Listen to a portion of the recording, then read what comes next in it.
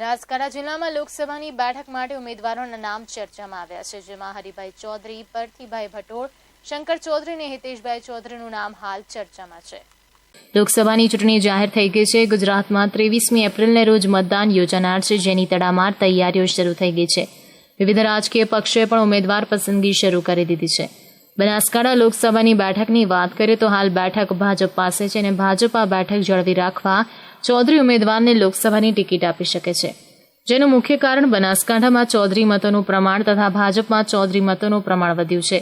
ભાજપમાંથી લોકસભાની બેઠક માટે 4 ઉમેદવારોના નામ ચર્ચાને ચગડોળે ચડેલા છે, જેમાં કેન્દ્રીય મંત્રી હરિભાઈ ચૌધરી તેમનો પ્લસ પોઈન્ટ છે. તેઓ વર્તમાન સાંસદ છે અને વડાપ્રધાન નરેન્દ્ર મોદીના અંગત માણસોમાં તેમની ગણના થાય છે.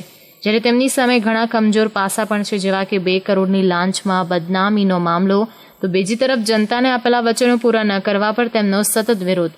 એટલું જ નહીં, તેમના લીધેલા દત્તક ગામ પાંથાવાડાનો પણ વિકાસ નહીવત થતા જનતામાં તેમના પ્રત્યે રોષ તેમજ 5 વર્ષમાં સાંસદને મળતી 25 કરોડની ગ્રાન્ટમાં વિકાસના કામ ઓછા થયા હોવાના આરોપ. આમ તો બનાસકાંઠામાં હરિભાઈનો દબદબો રહેલો છે, પરંતુ ભાજપ આ વખતે કોઈ એવા નવા ચહેરાને ચૂંટણી મેદાનમાં ઉતારશે તેવું સૂત્રો દ્વારા જાણવા મળ્યું છે.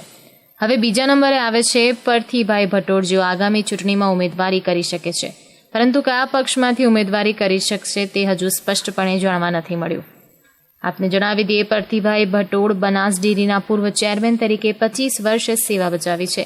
સાથે સાથે ગુજરાત ડેરી ફેડરેશન તેમના ચેરમેન પણ રહ્યા છે. તેમને સહકારી ક્ષેત્રમાં પણ ઘણી નામના મેળવી છે અને સૂત્રોના જણાવ્યા મુજબ પરથીભાઈ ભટોળનું નામ ભાજપ અને કોંગ્રેસ બંને પક્ષમાં ચર્ચામાં છે.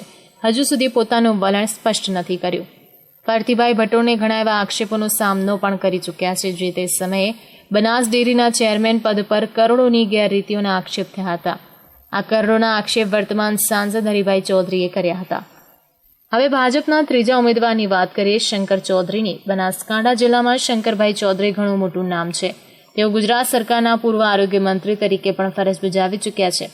બનાસકાંઠામાં ખાનગી મેડિકલ કોલેજ લાવવામાં પણ તેમની મહત્વની ભૂમિકા રહેલી છે, પરંતુ ખાનગી મેડિકલ કોલેજ સતત વિવાદમાં ઘેરાયેલી છે. આપને જણાવી દઈએ, શંકર ચૌધરી વિધાનસભાની ચૂંટણીમાં હારનો પણ સામનો કરી ચૂક્યા છે, જેને કારણે કાર્યકર્તાઓમાં નારાજગી પણ જોવા મળી હતી. ત્યારે હવે જોવાનું એ રહેશે કે આવનારી ચૂંટણીમાં શંકર ચૌધરી ઉમેદવારી કરશે તો જનતા તેમના પ્રત્યે કેવો પ્રતિસાદ આપશે.